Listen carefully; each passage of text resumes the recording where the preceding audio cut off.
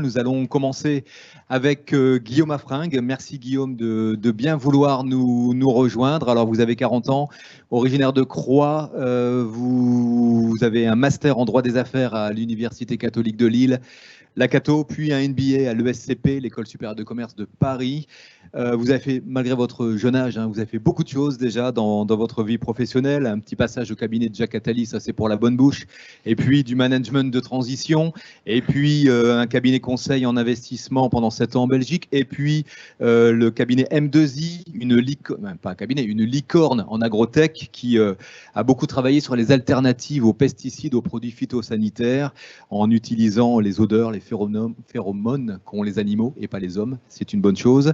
Voilà, donc une expérience avant de rejoindre le cabinet Deloitte à Lille, puis le groupe Royer, c'est un peu long mais c'est important, le groupe Royer. Et là on rentre un petit peu dans le vif de votre sujet ce soir, puisque le groupe Royer est leader du négoce de chaussures, et le siège est en Bretagne, à Fougères en Bretagne. Et vous avez commencé à réfléchir à une belle idée, c'est-à-dire tous ces stocks d'invendus, d'invendables, de chaussures dont on ne sait plus quoi faire. Un Français achète 7 paires de chaussures par an. On pourrait dire une Française. Absolument, un Français, une Française, c'est une moyenne en tout cas. C'est une moyenne en tout cas. Et ben vous avez surfé sur cette statistique et vous avez 7 minutes pour nous montrer ce que vous allez faire de ce stock, de ces montagnes de chaussures qui sont invendues, invendables, qui ont des problèmes de qualité. Vous créez une vraie nouvelle filière en économie circulaire et c'est passionnant. À vous la parole. Merci beaucoup. Alors c'est vrai qu'avec mes deux associés, Hélène Guéret et Marie-Soudre Richard, on a donc appréhendé une problématique finalement toute nouvelle qui est celle de la fin de vie de tout ce qui est chaussures, principalement les chaussures de sport, les sneakers de ville, puisque une paire sur deux aujourd'hui en France, c'est une sneaker, c'est une basket. Et on s'est donc interrogé sur la fin de vie. On a donc étudié l'état de l'art, qui était extrêmement riche. L'état de l'art aujourd'hui... Attention, le chrono n'est pas mis en route. C'est vrai, alors tant mieux pour moi. Donc l'état de l'art, donc financé par des fonds Interreg très riches, qui nous a permis de ne pas avoir recours nécessairement à toute une équipe de doctorants, mais plutôt à des ingénieurs qu'on a très vite intégrés dans l'équipe. Et aujourd'hui, donc quelques statistiques. Rien que sur le marché français, 415 millions de paires mises sur le marché chaque année. Une paire sur 5 en moyenne est invendue, ce qui représente un gisement de 25 000 tonnes. Notre ambition, c'est de capter donc une partie de ce gisement et de lui donner une seconde vie. Des signaux forts qui nous accompagnent aussi dans notre ambition, c'est la loi AGEC, la loi anti-gaspi, qui va interdire petit à petit aux marques, aux enseignes, aux distributeurs de brûler, d'enfouir, de faire partir éventuellement par bateau à destination de pays émergents tous ces stocks d'invendus, d'invendables. Le traitement, il doit être fait aujourd'hui sur notre territoire et c'est quelque part ça qu'on vient adresser. La transparence, elle est hyper importante. Aujourd'hui, tous les consommateurs que vous êtes, que je suis, on a besoin de cette transparence et les marques ont besoin aussi d'avoir une traçabilité de leur matière. Et ça fait écho, finalement, à l'éco-conception qui est en train d'émerger de plus en plus. L'éco-conception, c'est une capacité, finalement, à réintégrer des matériaux recyclés dans de nouvelles collections. Aujourd'hui, en s'adressant à ce marché-là, on s'est rendu compte que le marché était complètement fragmenté. C'est-à-dire que certaines marques ne maîtrisent pas entièrement ce que font leurs sous-traitants. On a eu le cas dans nos analyses et dans nos tests. Et le principal challenge auquel on a dû faire face, c'est celui du désassemblage. On est parti d'une paire de baskets et on s'est dit, voilà, la broyer intégralement, ce n'est pas la bonne solution, puisque les matériaux qui composent cette chaussure vont se contaminer les uns avec les autres et empêchent la recyclabilité du produit. Donc, on est arrivé sur un désassemblage manuel qu'on fait faire par un acteur de l'économie sociale et solidaire à côté du Touquet. Et aujourd'hui, donc ces ouvriers et ouvrières tranchent les baskets avec un cutter et nous permettent de séparer les matériaux des uns des autres pour augmenter leur recyclabilité. Passé cette étape, on rentre sur une phase de test lab avec différents labos que nos ingénieurs coordonnent. Ensuite, on broie et on enrichit ou pas les matériaux pour leur donner une seconde vie. On les extrude. Donc c'est un process assez scientifique, mais peu importe. Et ensuite, l'aboutissement, c'est un granulat ou un fil qui va servir aux marques qui nous utilisent. Nos réalisations opérationnelles en quelques mois, à peine un an.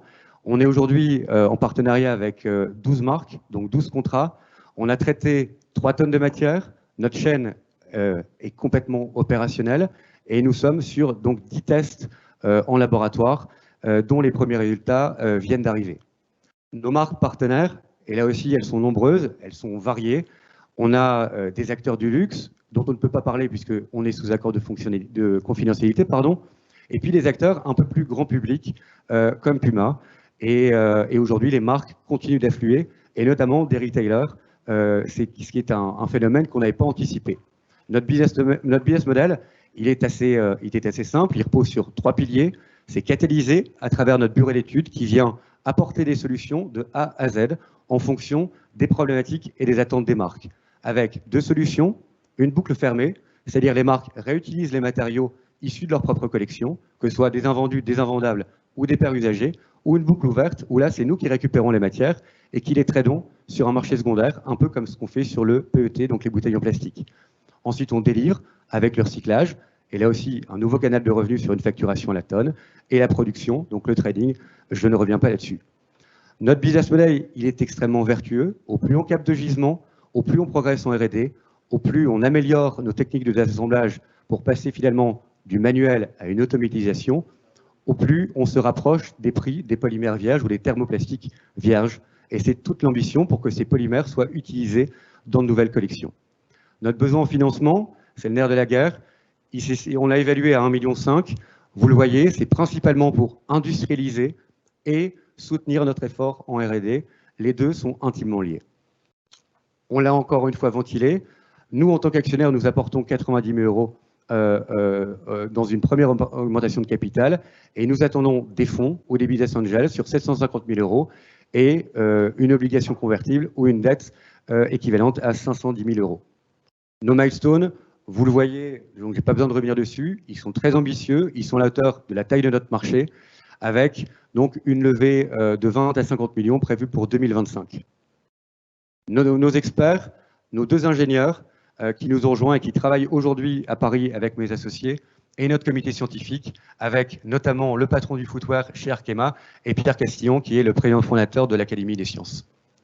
Voilà, je vous laisse me poser toutes les questions que vous souhaitez pour éclaircir certains points, et en tout cas, je serai ravi de vous répondre. Merci beaucoup, Guillaume. Oui, on peut on nous applaudit. Merci. Surtout avec 1 minute d'avance, donc ça va nous permettre. Il avait 1 minute et demie d'avance. Ça va nous permettre mais je l'avais pas vu. de poser plus de questions, tant mieux. Alors, vous êtes 3, le siège est au Touquet, c'est vraiment quelque chose de tout nouveau, vous n'avez pas de concurrence en France? Non, on n'a pas de concurrence, en tout cas, personne ne fait ce qu'on est en train de faire. C'est-à-dire qu'il y a un Portugais qui broie, qui micronise, intégralement. Qui fait la poudre, exactement, et on a un Allemand que beaucoup de marques ont utilisé, et puis finalement, elles reviennent de plus en plus vers nous. Alors, parlez-nous un petit peu de vos partenaires. Vous êtes soutenu par le réseau Alliance, Entreprises et Cités, pour une économie responsable. Vous prospectez, vous avez rendez-vous à la fin du mois avec le groupe Baudelaire, qui est en train de bâtir un écosystème tout à fait intéressant avec des startups spécialisées dans la valorisation des déchets et l'économie de la ressource naturelle, bien évidemment. Et puis, vous êtes en ce moment en lien avec Néo-Eco à Allaine-les-Aubourdins, qui est, on va dire, de mon point de vue, le plus beau et le plus grand laboratoire d'ingénierie environnementale au nord de Paris, qui travaille pour le Grand Paris, qui est en train de travailler sur la reconstruction de la démolition intelligente du port de Beyrouth. Voilà, des gros contrats, et vous êtes avec eux. Ça veut dire que vous êtes associé à des partenaires très intéressants. Est-ce qu'il y en a d'autres? Oui, on travaille beaucoup, on a la chance d'avoir beaucoup de bienveillance de la part du groupe Logs, qui nous a aidé à modéliser tout l'aspect logistique et tri sur notre business plan, parce que c'est essentiel. Plus on va avoir de flux, au plus il va falloir appréhender ces flux et les traiter intelligemment, notamment quand on va rentrer sur le post-consumer, donc sur des paires usagées, où là, on n'aura pas nécessairement des analyses de gisement ou la connaissance de ce qui va rentrer. Mais là, on capitalise donc sur tous les tests qu'on fait depuis 1 an, ce qui fait qu'on va nettement mieux, finalement, appréhender ce qui va arriver en vrac. La partie logistique est très importante pour vous. Oui, elle est fondamentale. Elle est fondamentale. Il y a peut-être un leader mondial des articles de sport qui frappe à la porte, qui est intéressé, qui vous regarde un peu? On est effectivement en contact avec eux, on les a approchés au tout début, et puis là, on commence à avoir une discussion extrêmement encourageante et enthousiasmante. Une grande locomotive qui pourrait bien sûr booster votre développement. Justement, le premier test, pour l'anecdote, parlez-nous un petit peu de la manière dont ça s'est passé. C'est cette montagne de pied gauche, de quoi s'agit-il? Oui, la montagne de pied gauche. Donc, on a traité 700 pieds gauche qui nous sont venus du groupe Royer. J'ai fait appel un peu, en fait, à mon ancien patron. Une basket? Exactement. On cite pas la marque ou... Si, on peut la citer, c'est New Balance. Donc là, on a notamment une semelle, la première semelle New Balance. Des pieds gauche, pourquoi? Que des pieds gauche, parce que c'est des échantillons que les commerciaux emmènent dans leur voiture pour aller présenter des nouvelles collections. Et on ne sait plus quoi en faire. Et on ne peut rien en faire. Et donc vous récupérez et vous confiez à Ressources, donc à CUC, à côté du Touquet, hein, c'est de l'économie sociale et solidaire, Absolument. Le soin de travailler, de séparer les matières. Votre objectif, c'est d'automatiser. Un mot là-dessus? Oui, le désassemblage manuel, il est très vertueux parce que ça nous permet de séparer les matières et donc d'éviter de mélanger de l'huile et de l'eau. Hein, je schématise, on ne va pas rentrer dans les détails chimiques. Mais en tout cas, voilà, juste à titre d'exemple, cette partie-là, c'est la semelle sur laquelle repose votre pied. Et finalement, ça, c'est du pneu. C'est ce qu'on appelle du thermodur. Et c'est difficilement recyclable. Et si vous le mélangez avec ce qu'on appelle, nous, donc des thermoplastiques, la partie blanche que vous voyez ici, ça fait que votre matière, elle est bonne à jeter à la poubelle. Très bien. Alors, il y a des questions. Pourquoi 20-30 millions d'euros et plusieurs levées de fonds et une question sur la R&D, les installations pilotes, une mini-usine de recyclage. Alors, qu'est-ce qu'on peut répondre? Alors oui, donc pourquoi des levées de fonds successives? C'est qu'on on applique... Alors, trois levées de fonds. Oui, 3 levées de fonds. C'est parce qu'on applique la politique des petits pas. On est dans un métier où on apprend tous les jours. Preuve en est, mes 2 associés, nos ingénieurs aujourd'hui, m'ont donné la bonne nouvelle que finalement notre coût de traitement à la tonne n'est plus de X, mais il est de X divisé par 2 quasiment. Donc on progresse, on évolue.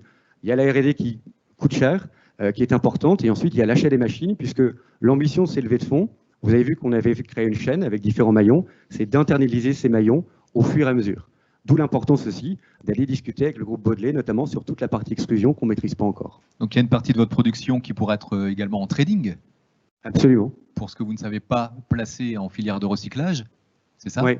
En fait, l'ambition, et c'est une volonté aussi des marques, c'est d'être capable de donner une seconde vie à l'entièreté des matières qui donc constituent une même chaussure. Là, sur ce modèle-là, vous voyez une plaque en métal, par exemple. Bon, bah, il va falloir qu'on les accumule et puis qu'on trouve une filière de recyclage pour ça. Il y a une question, y a-t-il un dépôt de brevet pour protéger votre technologie? Oui, il y a des dépôts de brevets. La première, finalement, barrière à l'entrée, je fais une petite digression, mais c'est la connaissance des matériaux, la compatibilité des matériaux entre eux. Aujourd'hui, on est sur des polymères, on va dire primaires, et l'idée, c'est d'arriver à faire des polymères secondaires, donc de marier un polymère A avec un polymère B. Et ensuite, c'est sur toute la partie désassemblage que vraiment va reposer la partie propriété intellectuelle. Et là, je ne peux pas trop en dire. Est-ce que vous pouvez expliquer un peu le modèle économique, en fait, où va se faire votre rentabilité? Elle se fait dès le bureau d'études. Dès le bureau d'études, jusqu'à la prestation de recyclage en elle-même, et ensuite le trading, c'est-à-dire la vente de matériaux sur un marché secondaire. Un peu comme ce que fait le PET. Et à titre d'exemple, on peut parler par exemple de cette usine en Chine qui fabrique des bouteilles de plastique, qui ne les remplit pas d'eau, et elle va juste les broyer et puis pousser ça sur le marché du PET, où l'offre en fait est inférieure à la demande. Il nous reste une minute, un peu plus. Faut-il atteindre une taille critique importante? Oui, oui. Logiquement. Ne serait-ce que pour asseoir finalement les coûts d'une chaîne de recyclage. Tout à fait. Alors l'idée, c'est quoi? C'est de multiplier les chaînes de recyclage. Vous m'avez parlé il y a quelques minutes d'un déploiement dans le monde, en Europe et dans le monde. Alors l'idée, sans avoir la folie des grandeurs, l'idée c'est d'éviter de grever notre empreinte carbone. Au plus on sera local, au mieux on se portera. Pour servir un marché de proximité. Exactement. Moi j'avais une question un peu financière aussi. Vous avez déjà fait du chiffre d'affaires? Oui, on a déjà fait du chiffre d'affaires. On a eu de la chance donc de signer plusieurs devis. Je ne peux pas malheureusement donner les noms des sociétés, mais oui, on en a rentré. Et deuxième question, ça veut dire que les entreprises qui vont être partenaires ne vont pas vous payer à un moment donné pour recycler? Alors, tout dépend si on est en boucle ouverte ou en boucle fermée. Là, c'est toute l'intelligence du bureau d'études, c'est vraiment de qualifier quelque part l'ambition de la marque dans sa dynamique RSE. Et là, on l'accompagne et nous, on les pousse dans ce sens-là. Une ultime question, parce que voilà, le temps est terminé. Le granulat pourra-t-il être utilisé pour d'autres productions? Absolument. Si oui, comment et pourquoi? Absolument. On est sur le marché finalement des thermoplastiques. Donc c'est un plastique, c'est un polymère qui peut être utilisé soit pour refaire une nouvelle basket, intégralement avec un monopolymère. C'est ce que fait Salomon, par exemple. Donc, on pourrait ouvrir des moules à terme avec des partenaires pour faire de nouvelles semelles et ensuite servir toute l'industrie du plastique, finalement, à base de polymères recyclés. Eh bien, merci beaucoup, c'est passionnant. On vous souhaite bonne chance avec le vent dans le dos le plus possible. L'économie circulaire, on ne parle que de ça en ce moment. Et les partenaires que vous avez autour de vous vont vous aider à développer rapidement un beau modèle et une belle idée. Merci beaucoup, Guillaume Affringue. Merci à vous. Merci.